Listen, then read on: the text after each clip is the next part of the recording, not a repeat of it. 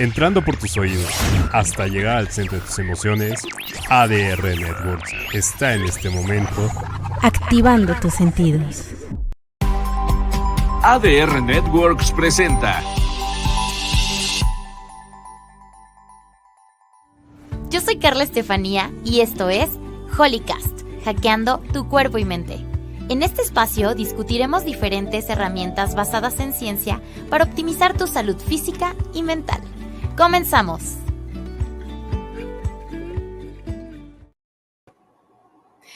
Hola, hola, ¿cómo están, Holicasters? Bienvenidísimos a este primer episodio finalmente de Holicast. El día de hoy estoy muy emocionada de platicarles las cosas tan asombrosas que me puse a investigar para el día de hoy. Hoy vamos a tener a un invitado muy especial que va a estar conectándose con nosotros desde Chicago. Lo quise invitar a él porque la verdad es una persona que tiene muchísima experiencia en esta onda del biohacking. Tiene muchísima experiencia implementando ya biohacks, que como ya les había explicado en la vez pasada, en la edición pasada, son herramientas basadas en el conocimiento profundo del cuerpo humano y que puedes aplicar para llegar a ciertas metas. Entonces, él tiene muchísima experiencia de esto y hoy nos va a venir a platicar algunas curiosidades y cómo es que los aplica a su vida y cómo ha afectado y ha impactado en su vida. Uno de los métodos en los que me gustaría ahondar un poquito más es en un método que se llama Wim Hof. No sé si se ha vuelto un poco popular en los últimos meses o años, tal vez, pero es esta onda de meterte al agua con hielo y, una temperatura de agua muy baja, en donde pues no es tan fácil lograrlo y además quedarte ahí, ¿no? Entonces sí, se ha vuelto medio popular. Entonces justamente vamos a hablar de esto, de este personaje que le llaman el Iceman, el hombre de hielo, porque justamente se empezó a hacer cosas medias locas como nadar en agua polar y literalmente meterse en un hoyo de un lago congelado y nadar y salir del otro lado. Así es que no muchas personas, o más bien solo él en el mundo, tiene esta capacidad de tolerar estas temperaturas y estos estas circunstancias como tan extremas. Entonces, llamó la atención de muchos científicos porque aparte desarrolló un método que le llama el método Wim Hof, que se trata de respirar, enfriar o someternos al frío y meditar. Entonces, él desarrolló este método que ahorita hay cursos y todo para certificarse de eso. Y bueno, se ha visto que tiene muchísimos beneficios en el cuerpo, reduce el estrés, la ansiedad, mejora el estado de ánimo, nos da energía, vitalidad y además mejora el performance físico. Entonces, entre muchos otros beneficios ya se han hecho estudios que, aunque todavía se requiere mayor información, ya han sugerido que puede ser un método muy eficaz, por ejemplo, para tratar la depresión o para tratar enfermedades autoinmunes o incluso como terapia para sobrellevar procesos de adicción. Entonces, yo les voy a contar el día de hoy cómo y por qué tiene estos efectos en el cuerpo, cuáles son estas adaptaciones que tenemos a corto y a largo plazo. Así es que bueno, de esto se va a tratar el día de hoy, así es que los invito a que se queden. Y pues ya, para no hacerlo más largo, quiero darle la bienvenida a Anthony Di Clementi. Él tiene un proyecto que se llama Biohacking Secrets y bueno, él está aquí con nosotros desde Chicago. Hola, Anthony. How is it going? It's going great, Carla. Thanks for having me on. No, thank you for accepting my invitation. I'm really, really glad to have you here. I'm happy to be here. Well, Anthony, I was just giving a little introduction about yourself, but I would like you to tell them a little bit more about yourself and also how did you get involved in all this biohacking world? Mm-hmm. And how you started. Yeah. um, so I've been a personal trainer, NCSF certified personal trainer, a certified nutrition specialist, and I was doing that for a long time. I taught yoga and Pilates, and I worked at one of the best personal training gyms in the country in Chicago. And I was very focused on nutrition and exercise and mindset. And what ended up happening was I got really sick and realized that a lot of the tools that I had were not effective at bringing my body back into balance. So there are situations that can occur. Like I ended up getting something called Lyme disease, where you can get bit by a tick, and then it sort of like attacks your nervous system, and you start getting really fatigued, and your body aches. And it opened my eyes to the fact that the tools that I was equipped with could not handle everything that life can throw at us. You know, it works if you're healthy and in shape, but if the body gets out of balance, sometimes we need a wider array of tools. And that was when I started getting really into biohacking and how to bring the body back into balance, how to know what type of laboratory tests that you need to order to see what's going on inside the body, how to interpret those laboratory tests, and then translate that into a personalized game plan to help you look, feel, and perform your best and heal. In my case, I ended up getting myself back to a state of better health than I'd ever been in my life. And I took a lot of the tools that I had learned on that journey, and I wrote a book called The Biohacker's Guide to Upgraded Energy and Focus. And we sold close to 100,000 copies of that. And I launched a podcast called The Biohacking Secrets Show. And we're consistently a top 100 podcast in health and wellness. We've had on people like who you mentioned, Wim Hof, the Iceman, 27-time Guinness World Record holder. Him and I actually spent like 4 days together in a house in California, hanging out with Dr. Andrew Huberman from Huberman Lab. We all presented at Teal Capital, and that was a really fun experience. Tony Horton from P90X, a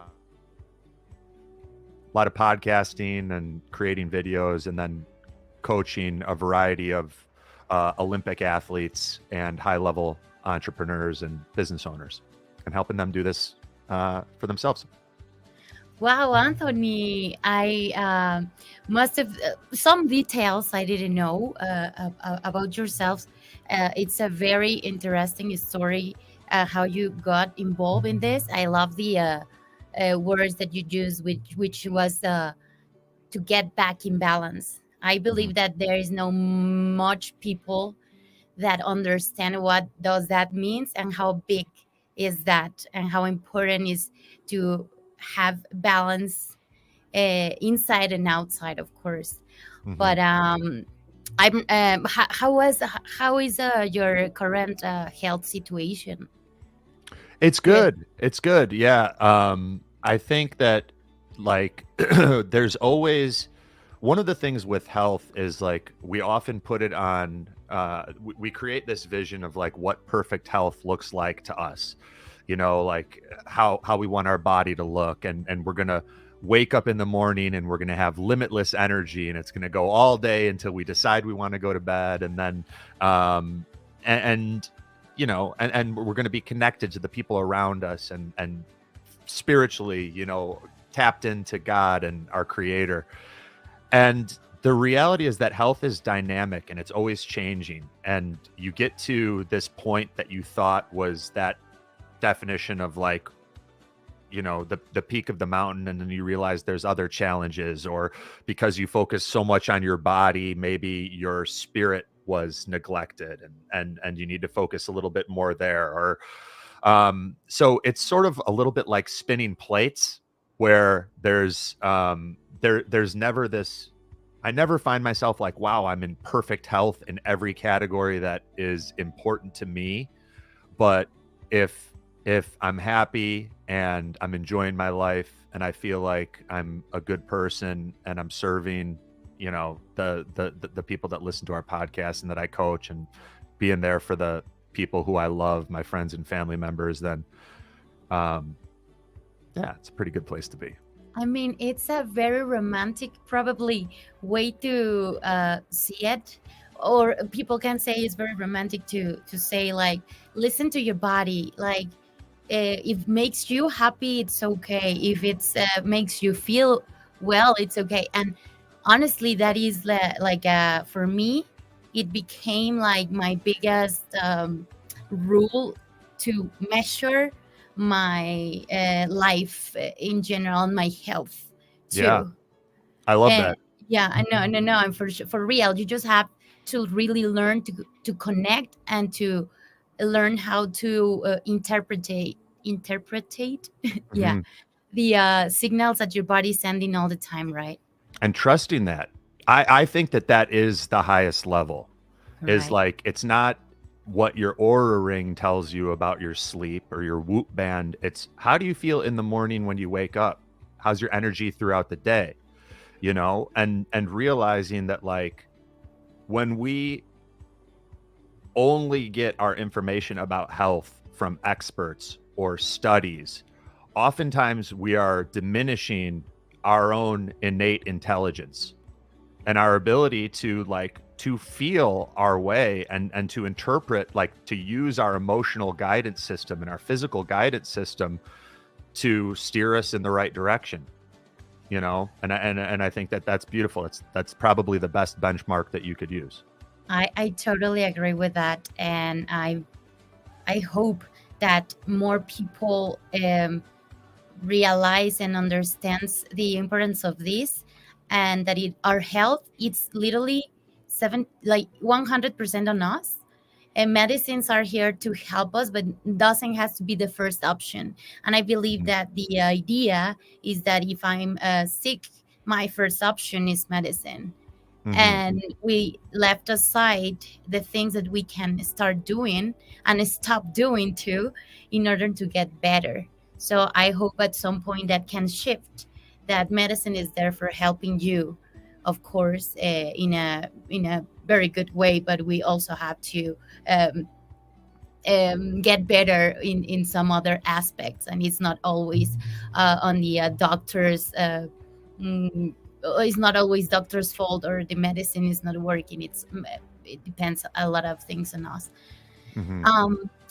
Well, Anthony, I would like to ask you because I'm very curious, like, how is a day in Anthony Di Clementi's life? Like, how like, just a normal day for you, how is it? Yeah. So I'm naturally more of a night owl, and I find myself a lot of times, like, I start getting really energized and creative later in the day. And for a long time I tried to fight that. And I would be like, no, I need to go to bed when the sun goes down. And I would be like taking all of this, like, CBD and melatonin and trying to, like, force my body to go to sleep just because I thought that was what I should do. When in reality, a lot of times, like, I'd just lay in bed and I'd be awake anyhow, and I'd get all these creative ideas, and I'm like, I could be doing, like, a lot of the cool projects that I didn't have time to do today right now if I just wasn't trying to force, like, a square peg into a round hole. You know what I mean? So I've been more so, like, allowing myself flexibility with my tendencies. You know, so, like, last night I was up until 2 a.m. and I went to bed and I slept for, I just set my alarm, the timer, for like 7.5 hours. And I slept 7.5 hours, and I woke up. I had a couple client calls today, and I had another podcast I was on with called Roadman Cycling with a cyclist in Dublin. So I did his podcast and yours. And I was going to go to the gym. I had like a strength and cardio and sauna session planned. And then I realized I didn't have enough time to do that. So I've got a setup down in the basement that has red lights. So red light therapy, which is really good for like boosting collagen and reducing inflammation and helping with recovery. So I've got this whole area with like a bunch of red lights coming from every direction that you can stand in and get your whole body. So I went down there and I did like 10 minutes of red light therapy while the sauna heated up. And I've got something that is, it's called adaptive contrast. It's basically like an oxygen concentrator that fills this huge bag with 90% oxygen. And you can use it. We've used it with, I coached a number of guys that were on the Canadian Olympic hockey team that won a few gold medals, and they played for the Blackhawks and stuff. So we would use it with like these professional athletes where you would do your high intensity interval training and you're wearing this mask that has a switch that's connected to this bag of oxygen. And you would do a sprint at like 100% effort, you know, like your high intensity interval training on an Aerodyne bike or an exercise bike or something like that. And you would sprint for like 15 seconds. And when your body is like needing oxygen, and then you flip the switch and you start breathing 90% oxygen. And what it does is it's like cellular exercise. It starts training your mitochondria and your cells to get more efficient at utilizing oxygen for energy and converting that oxygen into ATP. You know, so you have this little period where you're exercising at a very high intensity in a low oxygen or a normal oxygen state. You know, oxygen's like 20% roughly in the air around us, and then you flip it to 90% when your cells are sort of thirsty and able to uptake a lot more oxygen. So that's how we do it with athletes. But what I'll do is I'll go and I'll sit in the sauna, and then I'll put on the oxygen mask, and I'll usually start out and I'll meditate for 20 or 30 minutes, just while breathing, you know, 90% oxygen through my nose. And then I'll do a few rounds of different types of breath work, where I'm doing like more activating breathing, usually big inhales, short, quick exhales, and just to kind of like wake myself up. And so I did that before I jumped on calls. Oh, and then I took a cold shower afterwards. So that was kind of my day today. You didn't, ¿cómo se dice?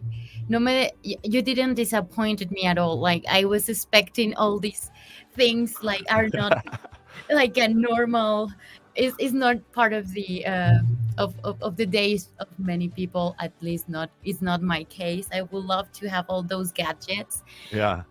I mean, I have been following them like on like Google and internet, and you know, like all the social media. You can see all these new things, and I'm like researching. But I would love to have more access to those. But I mean, it's amazing how you can do all these things in your life, and I want to ask how those things have been affecting your life. Like, do you remember your life before this and now, and how is it?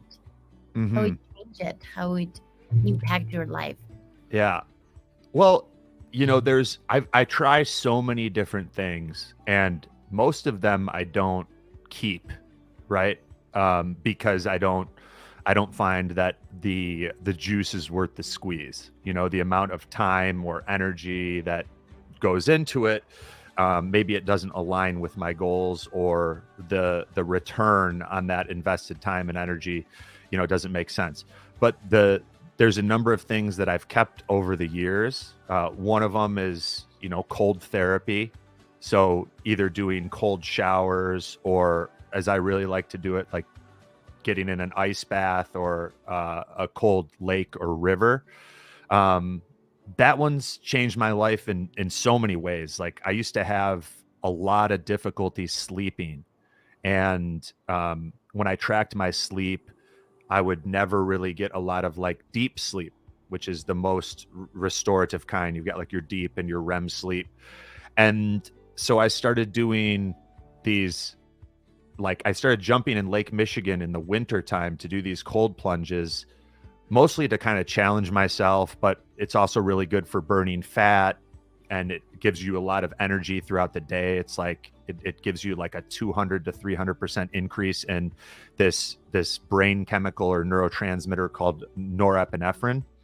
Yeah. And so I would feel really good afterwards. But what surprised me was like all of a sudden my deep sleep, I would go from 30 minutes of deep sleep to like 2 hours of deep sleep on the days that I jumped in the lake. And I was like, whoa, I tried all this melatonin, all these different things. And all I needed to do was like get the right amount of stress for 2 or 3 minutes. And all of a sudden, like I'm sleeping better.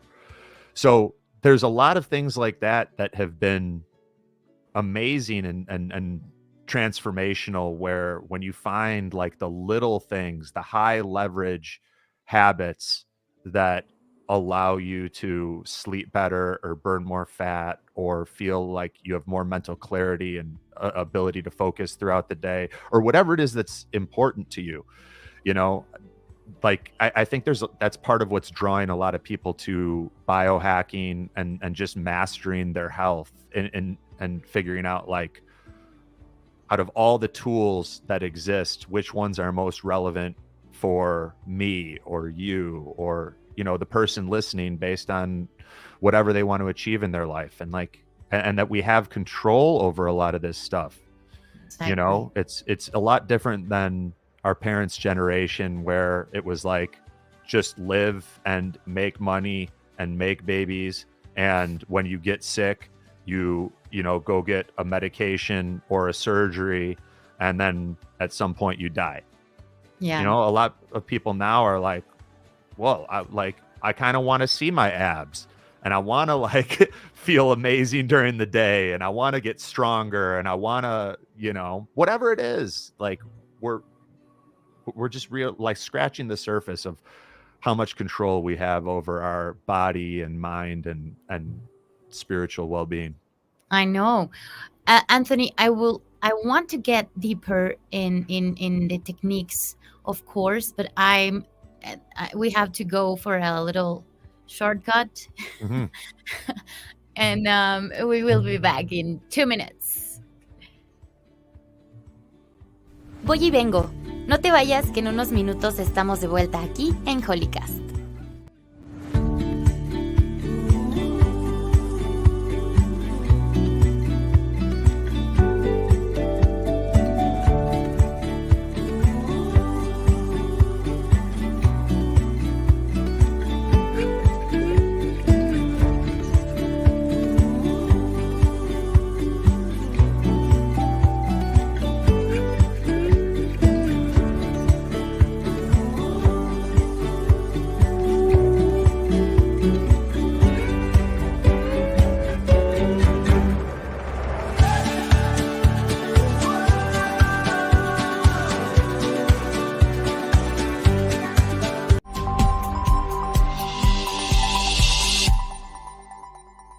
Hola, yo soy Javi Gamboa y te invito a que no te pierdas todos los jueves en punto de las 9 de la noche Naked Lunch, con lo mejor del rock y el metal, el soundtrack de tu vida, entrevistas y mucho más. Ayúdanos a desnudar a nuestros invitados por ADR Networks, activando tus sentidos. Yeah.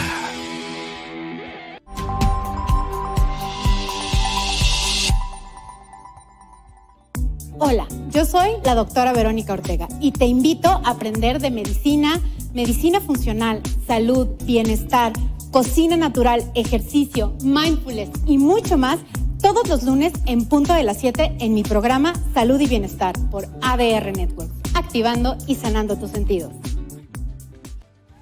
Qué cool que sigues con nosotros. Ya estamos de regreso aquí en Holicast.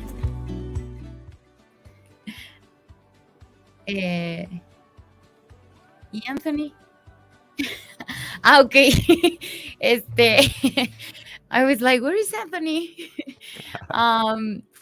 Anthony, thank you so much for all these experiences that you are sharing with us. Welcome to Mexico, by the way. Many Mexicans are listening today. I love Mexico. Have you ever been here? Of course. Yeah, a bunch of times. Mexico City? No, I missed that trip. All my friends went for a bachelor party, and I heard it was amazing. But I ended up I couldn't make that trip to Mexico City. But they all raved about it and said it was just phenomenal. Well, whenever you want to come, just let me know. We will figure it out. I appreciate it. Well, let's keep moving with this. I have so many questions. I really don't know how much of them to ask, but let's start with. We were talking about cold baths and in general. I mean, we know the Wim Hof method is based like in breathing techniques, meditation, and cold exposure. Mm-hmm. So the three techniques by themselves have effects on in our bodies, Mm-hmm.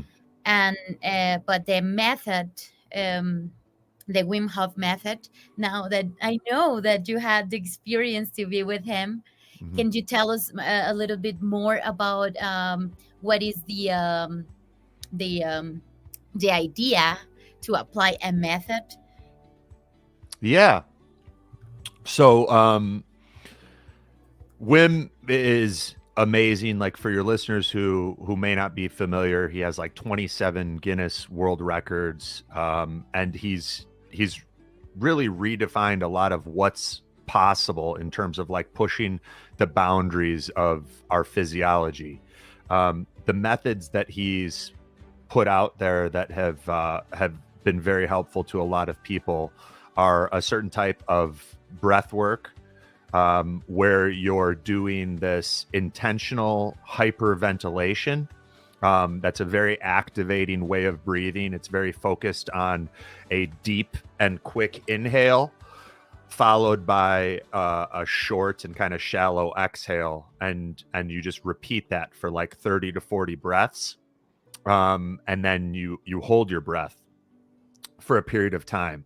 And in a similar fashion to, it's almost like a free version of what I described earlier with the adaptive contrast training, where you're exercising really, really hard and you're breathing 20% oxygen, and then you flip the switch and you start breathing 90% oxygen. So when you're doing this Wim Hof style breathing, you're hyperventilating for these 30 or 40 breaths. And part of that, you're also like breathing off a lot of carbon dioxide. And then you hold your breath, usually with empty lungs, right? So when you're holding your breath with empty lungs, a lot of your listeners will know that your CO2 levels start to rise, your carbon dioxide levels start to go up, right? And there's something called the Bohr effect in the body, which is you have all this oxygen in your body, but it's usually bound to your cells and hemoglobin. It's not able to be utilized. But as your CO2 levels start going up, like when you're holding your breath, that oxygen gets released and is able to be utilized by your cells. So they call it oxygen dissociation with hemoglobin, right? So it's kind of counterintuitive, but like as CO2 levels go up, your body actually releases oxygen and is able to utilize it. And you also train your cells to get more efficient, right? By having these long periods where you're like holding your breath with no air in your lungs as long as you can. Your body has to get good at finding available oxygen because you need oxygen to live and make energy, right? And then when you get to that point where you can't take it anymore, you take a big deep breath in and then kind of squeeze. And usually, like another option that a lot of people do is you'll ascend the energy up to the top of your head. So this is like taken from a lot of yogic practices. It's the ascending the Kundalini energy up from the base of your spine all the way up the spine into the top of your head, and you kind of imagine squeezing your energy into the pineal gland of your brain. And Dr. Joe Dispenza does a lot of that in his meditations as well. It's creating that piezoelectric effect. and then you repeat that for maybe 3 rounds or 5 rounds. So that covers a little bit of the breath work. It's kind of like a free version of the expensive biohack adaptive contrast training. Does that make sense? A lot of sense. And you know what? Like, I don't know if many people has tried this at home, but literally I do these exercises when because I started doing it like counting. Hyperventilation can cause dizziness, right? Mhm.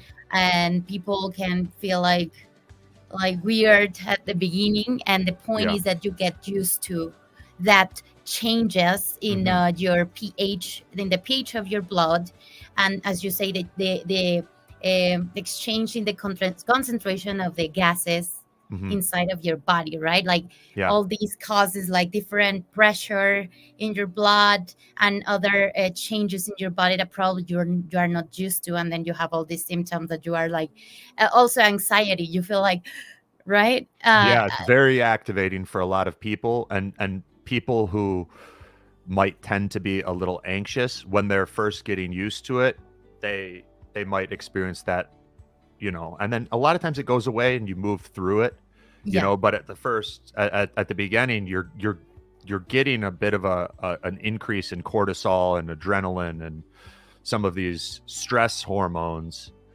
But the idea is an acute stress that you are bringing on intentionally can be utilized to make you stronger and more resilient.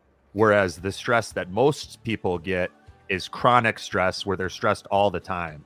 Yeah. So it's a little bit different, right? Yeah, like stress and distress, right? Like the difference Yeah. between those Yeah. concepts, which one is like has positive effects and the other one has negative effects.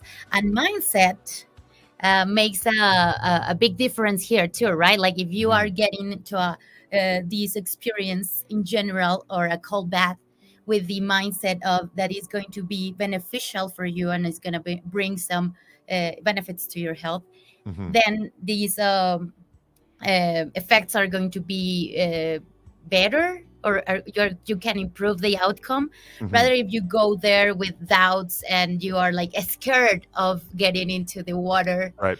that can cause like, I don't know if the positive effect, but it probably is going to be hard for you to stay as long as is needed to have like the positive effects, right?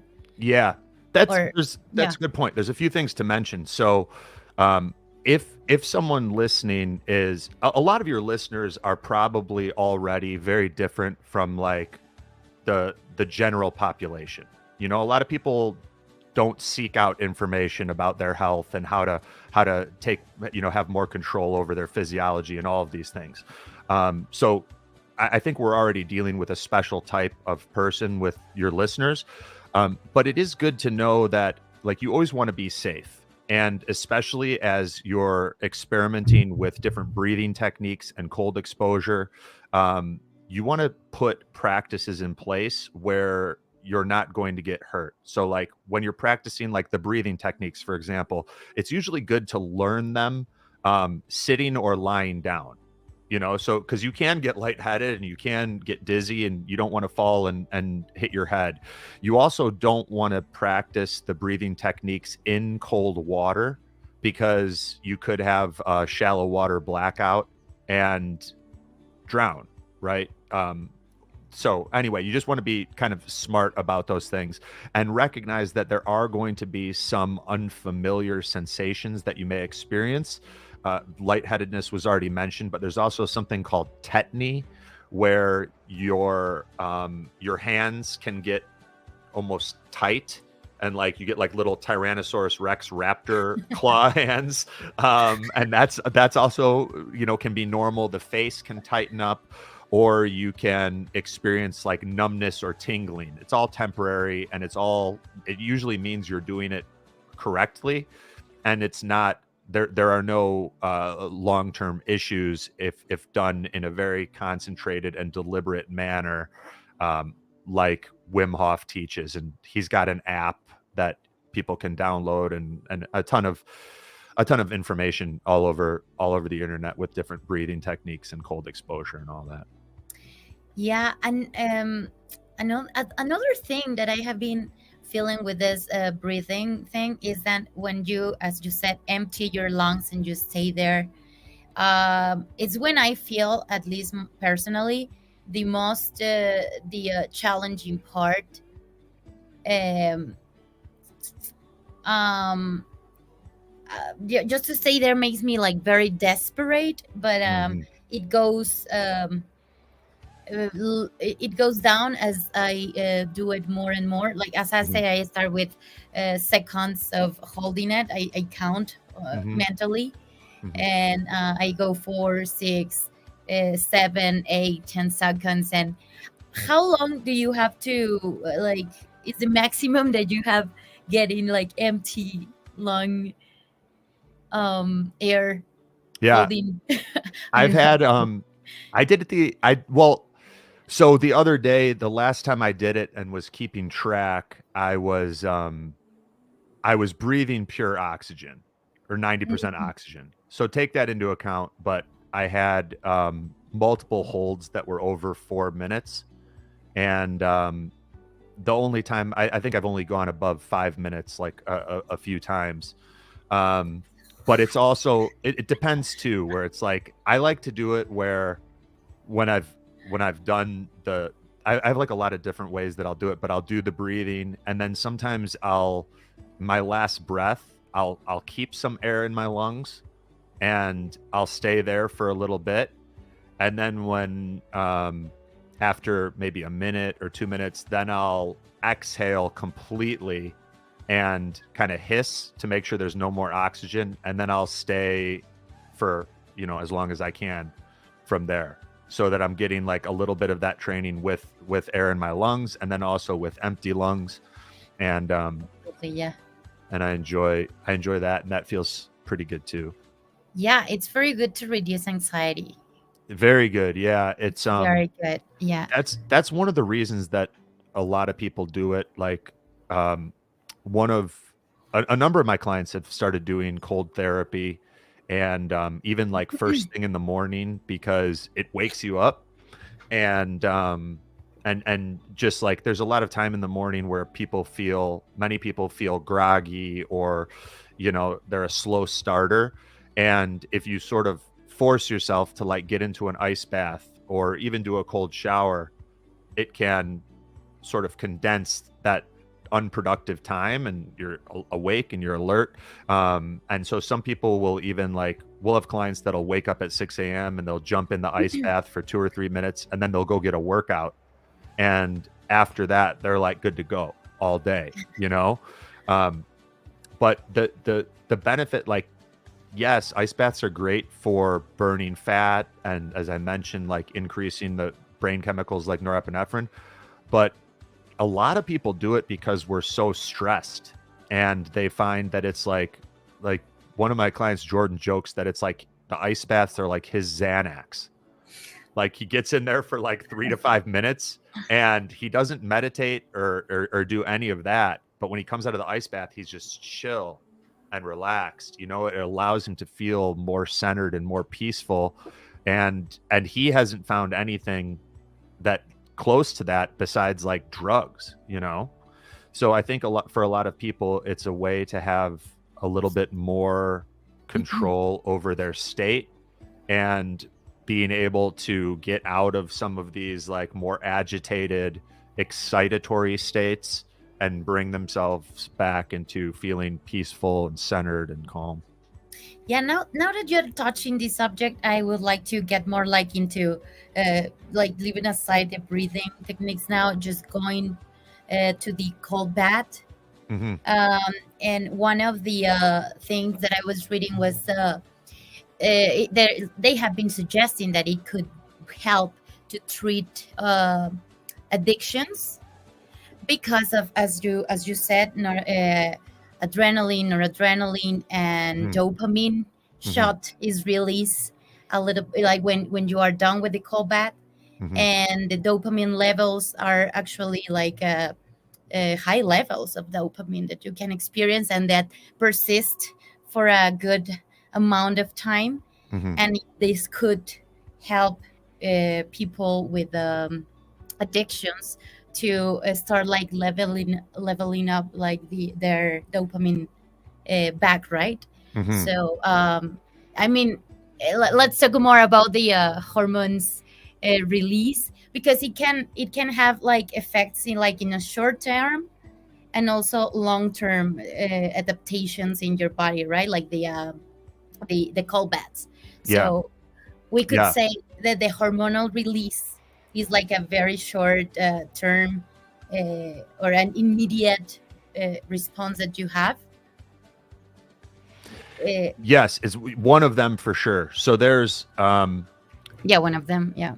a tremendous amount of our activities and the way that we feel in our mind is based on these chemicals in our brain called neurotransmitters, and the main ones are serotonin, dopamine, norepinephrine or adrenaline, and GABA. And there's some others, acetylcholine and whatnot, but and deficiencies or imbalances in those neurotransmitters can, if we have a deficiency in an excitatory neurotransmitter like dopamine, if your dopamine levels are low, you may feel apathetic or tired, or like you don't have any drive or motivation, or your libido and your like desire to pursue the opposite sex is diminished, right? If you have a deficiency in something like GABA, which is an inhibitory neurotransmitter, meaning like it's a calming neurotransmitter, if that's low, you might feel anxious and stressed, and like loud noises and small uncertain changes in your plans are very aggravating and agitating, right? So much of addiction comes down to we're sort of medicating ourselves in some capacity. And it really goes beyond addiction, but our food choices, working out, the substances that we put in our body, we're self-regulating. And we're trying to find that balance, that homeostasis that we talked about earlier.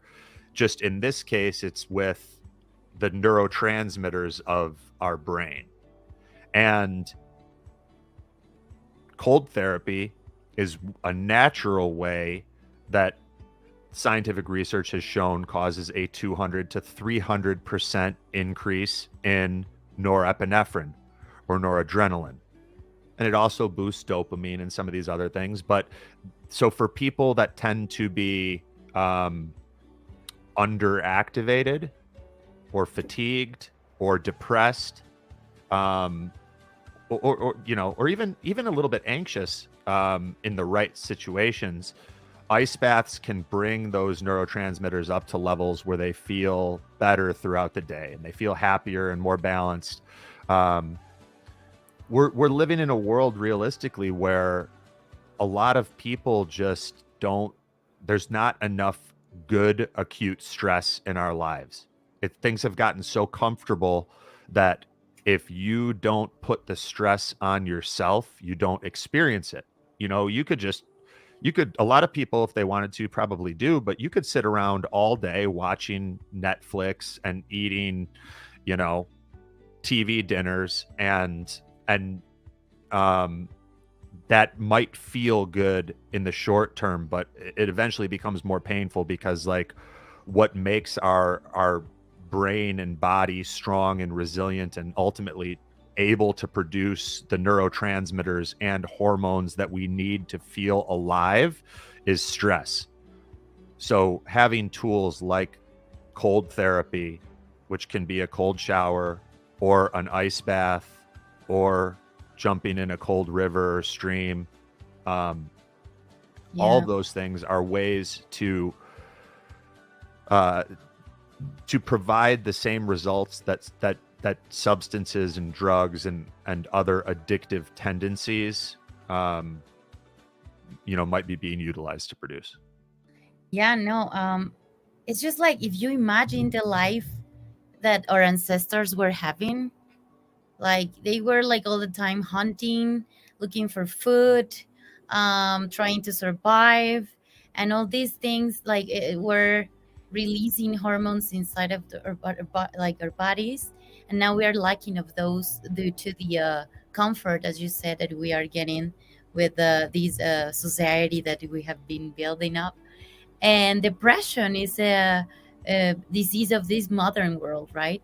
So also to treat depression, cold baths can have a very positive effect by exactly turning how do you say that, like turning up these circuits by our natural releasing of hormones, right? So and which other well, let's necesito ir a un corte. Ay, perfecto. I was just asking something. Let's go like okay. See, we have to go for a little short, and then we will be back. Sure. Thank you, Anthony. Of course. Voy y vengo. No te vayas, que en unos minutos estamos de vuelta aquí en Holicast.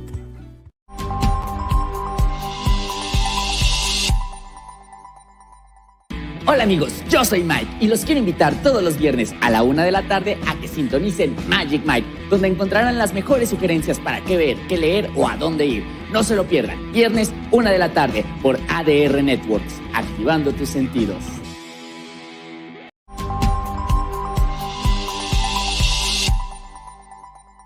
Algunos dicen que el Café de las 10 es el programa más interesante de Internet. Otros dicen que el Café de las 10 es el programa más inútil de Internet. La verdad es que no lo sabemos. Lo que sí sabemos es que de las 10 de la mañana a las 12 del día vas a pasar un rato muy agradable hablando de diferentes temas como noticias, videojuegos, actualidad, videojuegos, política, videojuegos, salud. Mira, no te lo pierdas. De lunes a viernes a las 10 de la mañana, escucha el Café de las 10 en ADR Networks. Activando tus sentidos. Escúchenos, perros. Qué cool que sigues con nosotros. Ya estamos de regreso aquí en Holicast. Anthony, we are back. So we have still some time left, but I would like to go like we know that cold baths have been used for athletes to get better recovery due to its capacity to and the anti-inflammatory properties that has, right? But I would like to better go to the to put that a little bit aside. That's another benefit from cold baths. But I would like also to get more into the brown fat cells, las células pardas. Yeah, I think it's brown, right? It's called brown. Yeah. So good job. The ice, the cold, it's been shown in the scientific literature to activate something called brown adipose tissue, which is also known as like fat burning fat.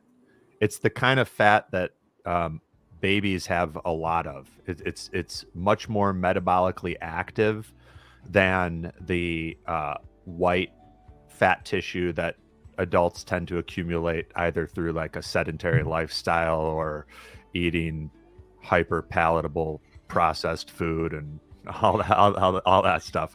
So yeah.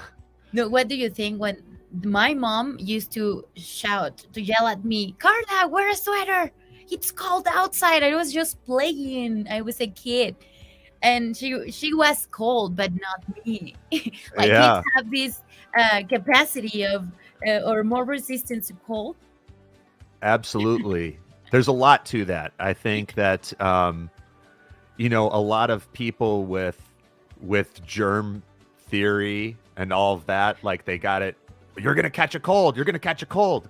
And if you get cold, then your immune system's gonna be weakened, and all of a sudden you're gonna get sick. And I think a lot of people still kind of believe that. So that's a part of it. But yeah, it's we're realizing more and more that like children living where they're playing in dirt and exposed to the different organisms in the soil, and it's actually good for their microbiome, and being out in these situations where maybe you were cold. Like I used to hate wearing pants. I loved wearing shorts, even when it was like winter time. I thought that you pantless. Just period. Yeah, no pants. No pants. I got arrested a lot. I got arrested a lot growing up. Until we finally got that under control. But yeah, I don't know. I just I was the same way. I never wanted to wear a whole bunch of extra layers. And I think we're realizing now that that does help build resilience, and also as we get older, our different glands and hormone systems don't work as well. So a very common problem, especially with women and men, is their thyroid function starts to decrease, right? Your thyroid, it's this little gland in your neck that controls your metabolism and something called thermoregulation, which is your body's capacity to regulate its internal temperature. And so as stress and toxins and infections, autoimmunity can start to diminish the thyroid's capacity to maintain temperature and homeostatic balance in the body, you can feel maybe your hands and feet get cold. Your circulation isn't as good. So your mom might have been projecting her experience onto you. I don't know how your mom's thyroid is. Maybe it's great, right? But it's possible she was feeling the same temperature outside, and it's freezing cold, Carla needs to put on a jacket, but you were a young kid and your thyroid was great, so it didn't affect you,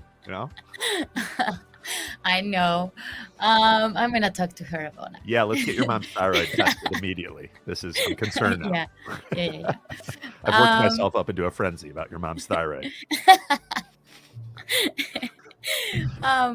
Let's go back. We have 5 minutes more, and I would like to 3 minutes. Oh my god. We just lost 2 minutes? I don't know how. I want to go a little bit deeper with all these fat brown adipose tissue. Yeah. Skipped over that a little bit. Brown. We can go deeper. Yeah. Okay. So the cold, the ice baths, they activate this brown adipose tissue, this fat burning fat, and it's a way of getting the body. It's sort of like cellular exercise. You know how I was talking about I enjoy sitting in the sauna and breathing oxygen. It gets my body and my cells a lot of the benefits of exercise while I'm relaxing and meditating. Well, similarly, the ice baths and what they're able to do, it's sort of like a form of cellular exercise. While you build this mental strength and resilience and this expansion of your comfort zone, you're also burning fat, right? So I think a lot of people, if you gave them the choice and you're okay, would you rather do 40 minutes of fasted cardio first thing in the morning or a 5-minute ice bath? Some people might choose cardio, but a lot of people would choose an ice bath, right? And they can exist together where a synergistic strategy like zone 2 fasted cardio does not activate brown adipose tissue, right? But the ice bath does. So if you do an ice bath before your cardio or your strength training, then you're activating multiple fat burning pathways in unison. And it's a way of not only exercising the cells, but also changing your body while sitting on your butt. Yeah.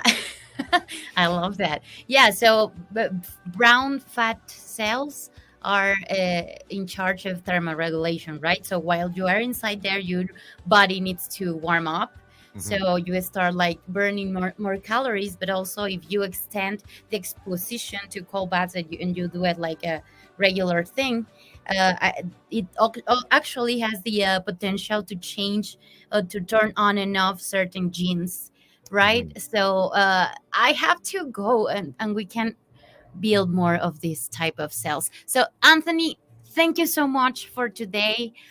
We have to go, But thank you so much for coming and for giving me this time and for Thank you for having me. giving us all these stories.